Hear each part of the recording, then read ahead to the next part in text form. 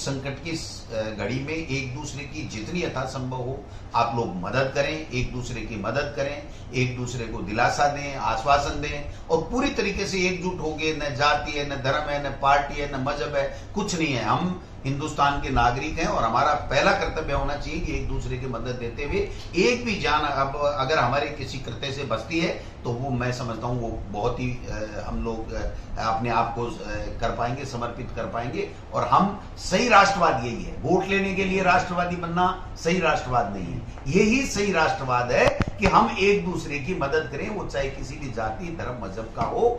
आज इस संकट की घड़ी में प्रत्येक व्यक्ति को लग करके जो उसके पास में है, समय है तो समय दीजिए, धन है तो धन दीजिए, और कोई मदद है तो और कोई मदद दीजिए, सुझाव अच्छे हैं तो सुझाव दीजिए, लेकिन किसी न किसी रूप में अपने आप को समर्पित करते हुए देश के लोगों की जान बचाएं। ये हमारा पहला कर्तव्य होना चाहिए। कि क्या आपका एग्जाम 20 जून को होगा या नहीं होगा? देखिए, सिंपल सी है और जो फैक्ट्स होते हैं उनको हमें बात कर लेनी चाहिए, क्योंकि जो सच है वो सच होता है और उसे स्वीकार करने में ही भलाई होती है।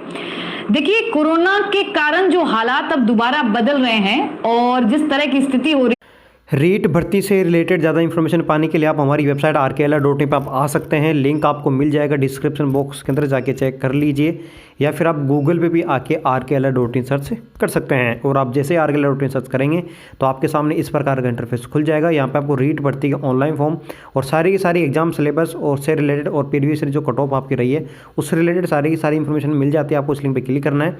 इसका लिंक पर आपको डायरेक्टली मिल जाएगा। ये लिंक आपको मिल जाएगा नीचे डिस्क्रिप्शन बॉक्स के अंदर, ठीक है। जाके जैसे आप उस लिंक पर क्लिक करेंगे तो आप जैसे ही इस पेज पे ऊपर पहुंच जाएंगे। जैसे आप इस पेज पे आएंगे तो आपके सामने रीट भर्ती से रिलेटेड एग्जाम सिलेबस और आपकी जितनी भी क्वेरी हैं उनसे रिलेटेड आपको सारे के सारे डाउट क्लियर हो जाएंगे।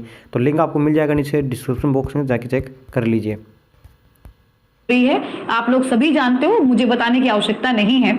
और अगर इन हालातों को अगर देखा जाए तो संभावित है कि आपका जो ये एग्जाम है 20 जून का, ये आगे जाना चाहिए। क्योंकि देखिए, पिछली बार भी जब लॉकडाउन स्टार्ट हुआ था तो वो कुछ एक समय के लिए लगाया गया था और बाद में देखिए उसका टाइम बढ़ते बढ़ते कितना हो गया था। वही बात इस बार है और इस बार तो केसेस और रफ्तार के साथ में बढ़ रहे हैं, आप सभी जानते हो। लेकिन इस बार और पिछली बार में एक पॉजिटिव एक अंतर है, वो ये है कि इस बार हमारे पास वैक्सीन है। पुराने समय में बहुत सारी चीजें हमें पता नहीं थी, बहुत सारे जो एहतियात हमें बरतने होते थे हम नहीं बरतते थे, तो बहुत सारी प्रॉब्लम, क्योंकि वो नया नया आया था तो हम नहीं जानते थे। अभी हमें सब कुछ पता है, किस प्रकार से ख्याल रखना है, क्या करना है, तो ये चीजें हम जानते हैं। और प्लस वैक्सीन आ चुकी है तो बहुत ज्यादा प्रॉब्लम नहीं आने वाली है। लेकिन फिर भी हम देखिए कि जो प्रॉब्लम अभी है उस हिसाब से मेरा ये मानना है कि आपकी एग्जाम मेरे हिसाब से थोड़ा सा अभी भी लग रहा है कि एग्जाम अभी नहीं हो सकता। लेकिन फिर भी आप लोग घबराइए मत। आप लोग ये मान के चलिए, गवर्नमेंट के ऊपर जितना प्रेशर चल रहा है अभी, तो ऐसा नहीं हो सकता कि ये एग्जाम अगर बढ़ा भी दिया जाए कोरोना की वजह से, पॉसिबल अगर नहीं हुआ तो उसमें देखो गवर्नमेंट भी कुछ नहीं कर सकती अगर हालात बहुत ज्यादा बिगड़ गए।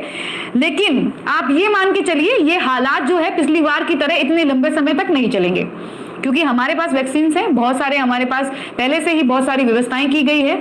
तो इस बार जो कोरोना से फाइट होगी उसको लड़ने में हम सब तैयार हैं। तो ये जो समय चलेगा वो लंबा नहीं चलेगा, ठीक है। और वैसे भी आपका एग्जाम जो है इतनी बार पोस्टपोन हो चुका है, तो गवर्नमेंट आप समझ सकते हो कितने प्रेशर में है।